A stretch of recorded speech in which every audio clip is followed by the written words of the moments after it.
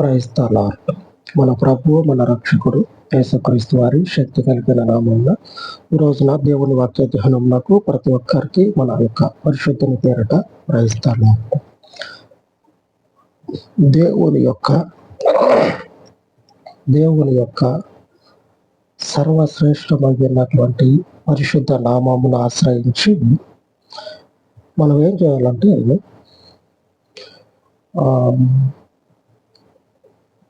పాపానికి తెగబడకుండా దేవుని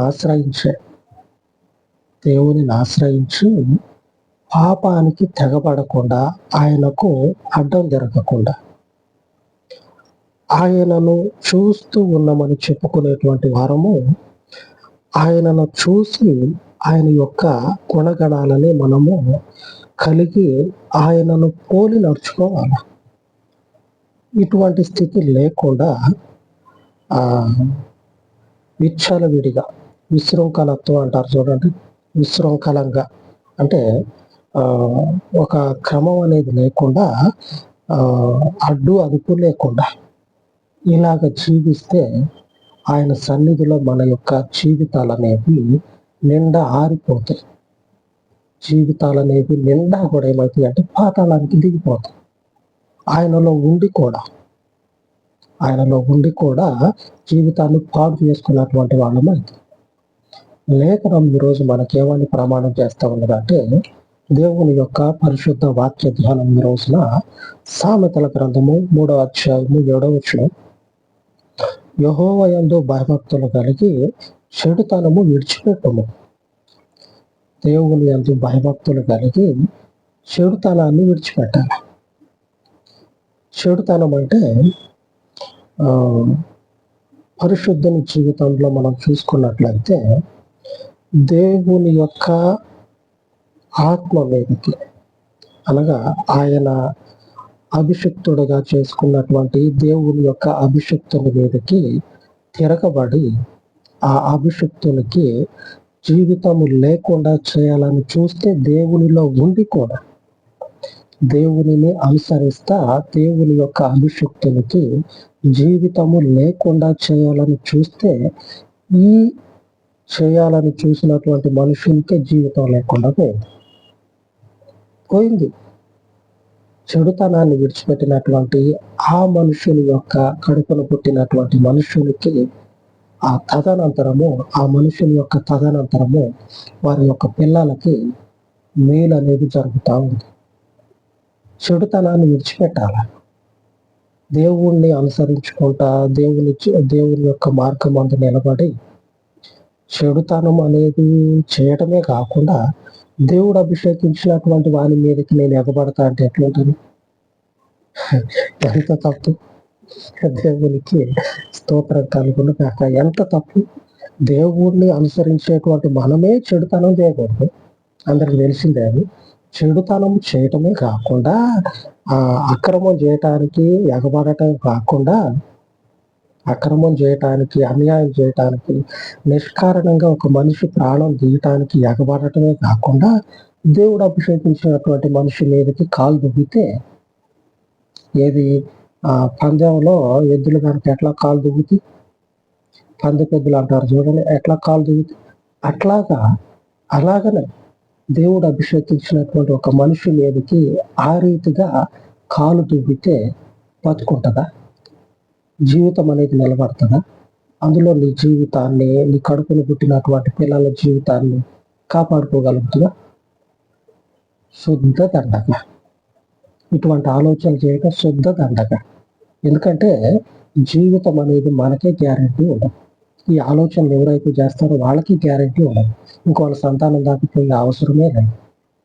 అట్లనే తెగబడ్డాడు సౌలు. చెడుతనాన్ని విడిచిపెట్టమని ఆయన సెలవిస్తా ఉన్నాడు. ఆయన భూమి మీద జీవించినంత కాలము కోర్టు జరుగుతూ ఉంటుంది. కోర్టులో ఎలాంటి పరిస్థితులు ఉంటాయి, అట్లాగే పరిస్థితులు అనేవి కళ్ళ ముందు జరుగుతూ ఉంటే తప్పు ఆయన ఏం చేసిండు, తప్పు మరి చెప్పండి అని చెప్పాడంటే అందరూ ఒకళ్ళ నుంచి ఇది ఇట్లాగా అన్ని చెప్తారు కానీ ఆ చెప్పేటువంటి మాట అసలు ఈ మనిషి మీదకి సరైనటువంటి ఆధారంగా ఉండదు. చెడుతనం అనేది లేకుండా పరిశుద్ధుడై ఉన్నటువంటి ప్రభు తన పరిశుద్ధతను భూమి మీద స్థాపించాడు. తన పరిశుద్ధతను భూమి మీద స్థాపించుకున్నాడు. చెడుతనం అనేదే లేదు. మొదటి సమూయేలు గ్రంథము 20వ అధ్యాయము 32వ వచనం. అంతటా యోనాతాను అతడెందుకు మరణశిక్ష నొందవలెను, అతడు ఏమి చేసినని సౌలును అడగగా, సౌలు అతనిని పొడవవలెనని ఈట విసిరెను. అందువలన తన తండ్రి దావీదును చంపనుద్దేశము కలిగి ఉన్నాడని యోనాతాను తెలుసుకొని మనం ఇప్పుడు చదువుకున్న వచనాలు 32, 33 వచనాలు. 33వ వచనం కూడా చదివా మీకు అర్థం కావడం కొరకు. యోనాతాను కన్ఫర్మ్ చేసుకుంటా ఉంటా, ఈ మనుషుడు దావీదు అంటే పడనటువంటి హృదయం కలిగి ఉన్నాడు. పడట్లా. ఎంతగా పడట్లా అంటే దావీదు పక్షంగా ఒకళ్ళతో పుచ్చుకుంటే ఆ పరిశుద్ధుని పక్షంగా ఏ లోపము ఏ విధమైనటువంటి ఆరోపణ చేయటానికి అర్హుడు కాదు. అవును, పలానా ఆరోపణ చేస్తా ఉన్నాం, నిజమే చేసిండని చెప్పని అంటానికి యోగ్యుడు కాదు ఆయన. ఎందుకంటే ఏ తప్పు లేదు. అటువంటి మనిషి మీద ఈ సౌలు ఎగిరి పడతా ఉన్నాడు. కోపంతో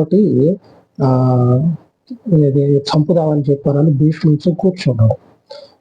ఆ దావీదు పక్షంగా ఎవరైతే ఒకళ్ళు తప్పించుకుంటారో చివరికి కొడుకు కూడా యోనాతాను సౌలు కొడుకు అయ్యి ఉండి సౌలుతో ఏం తప్పు చేసినని అడిగితే చివరికి కొడుకును కూడా చంపడానికి రెడీ అయ్యి ఆ ఈట తీసుకొని విసిరేస్తే యోనాతాను తప్పించుకుంటాడు. ఆ కొడుకు తప్పించుకుంటాడు. ఎంతటి ద్వేషం అనేది ఉన్నదో చూడండి. లేఖనం ఏం చెప్తా ఉంది? మీరు యెహోవా యందు భయభక్తులు కలిగి చెడుతనాన్ని విడిచిపెట్టాలి. దేవుని యందు భయభక్తులు కలిగి చెడుతనాన్ని వదిలిపెట్టాలి. ఈ చెడుతనం అనేది ఈ దేవుని యందు ఉన్నటువంటి మనుషులకి పతనానికి కారణం అవుతుంది.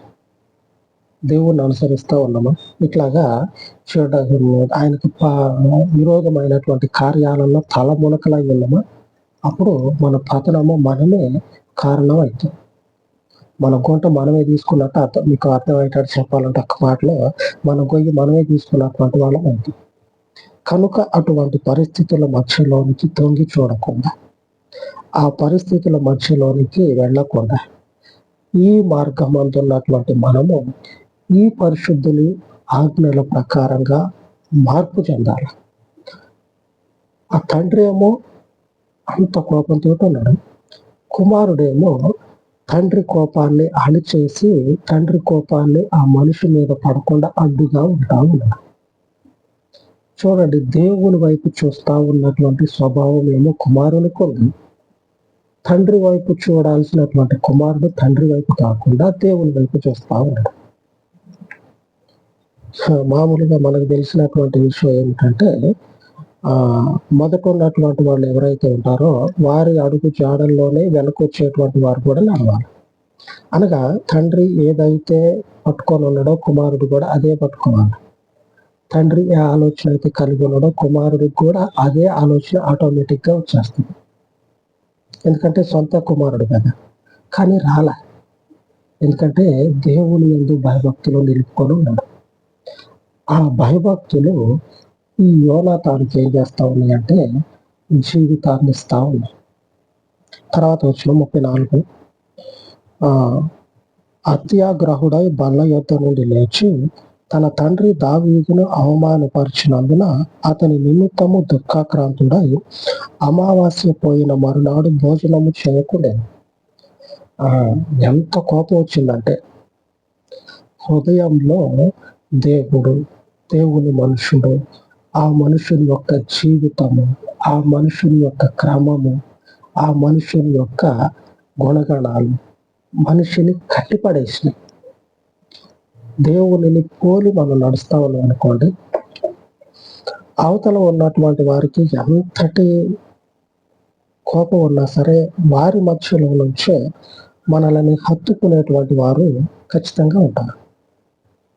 ఎందుకంటే దేవుని గుణగణాలు మనుషులను ఏం చేస్తాయి అంటే మార్చేస్తాయి. ఆయన యొక్క హృదయము సాత్వికమైంది. ఆయన సాత్వికుడు. ఆ మెత్తటి హృదయం కలిగినటువంటి దేవునిని కలిగినటువంటి మనము అటువంటి హృదయాన్ని కలిగి ఉండాలి. దావీదు కలిగి ఉన్నాడు. దావీదును చూసినటువంటి యోనాతాను ఆ చూసిన మరుక్షణమే దావీదుకి దగ్గరైపోయాడు. వారి హృదయాలు ఏకమైనవి అని రాయబడ్డాయి. ఆ అర్థం వచ్చేటట్లుగా లేఖనం చెప్పబడ్డాయి. యోనాతాను హృదయము దావీదు హృదయంతో కలిసిపోయింది అని రాయబడ్డది. ఎట్లా కలిసిపోతుంది?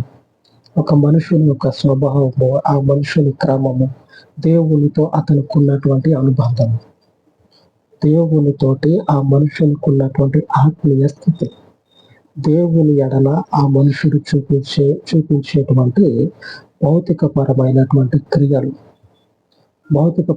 క్రియలు మనల్ని ఏం చేస్తాయంటే దేవునికి మనం ఎంత దగ్గరగా ఉన్నామో ఎదుటి మనిషికి తెలియజేస్తాయి. యోనాతాను ఉన్నాడు కదా, ఇంతగా దేవుని హత్తుకున్నాడు కదా, ఆ తర్వాత దేవుని శాపానికి గురి అయ్యి తండ్రి చనిపోతాడు. తండ్రితో పాటు కుమారుడు చనిపోతాడు.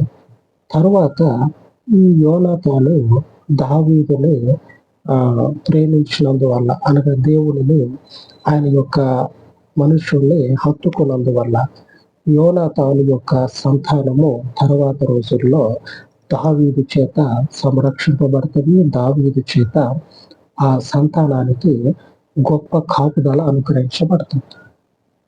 ఎక్కడి నుంచి వచ్చింది ఇదంతా? దేవుని యందు మనం ఏం చేయాలంటే మనకున్నటువంటి లోకానుసారంగా వస్తాయి కదా బుద్ధులు అనేవి, లోకానుసారంగా మనకి వాళ్ళ ముంచుకొని వీళ్ళ ముంచుకొని అబ్బుతాయి కదా, వాటిని ఆయనలో మనము తొలగించుకోవాలి. దేవునిలో మనము తీసేసుకోవాలి. దేవుని యొక్క మనిషిగా స్థిరపడిపోవాలి. లేఖనం అదే చెప్తా ఉంది.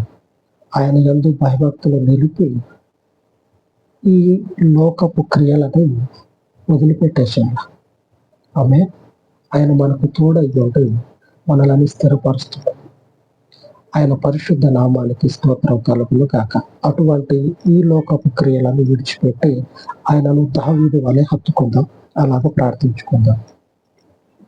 మహోన్నతుడైన పరలోక తండ్రి, ఈ ఉదయకాలం మందు మీ దయగలిగిన పాదముల వద్ద ప్రార్థిస్తూ ఉండగా, సర్వోన్నతుడము, ఇమ్మానుయేలు దేవుడము, సర్వశక్తి సంపన్నుడు అయిన మా పితరుల దేవ, నీ నామమును ఆశ్రయించినటువంటి మా జీవితాలలో ఈ లోకపు భౌతికపరమైనటువంటి ప్రతి క్రియని, శరీరానుసారముగా ఉన్న ప్రతి బలహీనతని మీ పరిశుద్ధ వాక్యము చేత తొలగించి, దావీదు వలె తండ్రి మిమ్మల్ని హత్తుకొని మీ పరిశుద్ధతను కలిగి జీవించుటకు మాకు కావలసినటువంటి ఈ తోడ్పాటును అనుగ్రహించమని దయగలిగిన తండ్రి, నీవు మాత్రమే ఉన్నవాడు అనువాడవై ఉండి నీ యందు ఉన్నటువంటి వారికి భవిష్యత్తుని అనుగ్రహించగలిగిన శక్తి కలిగిన దేవుడు.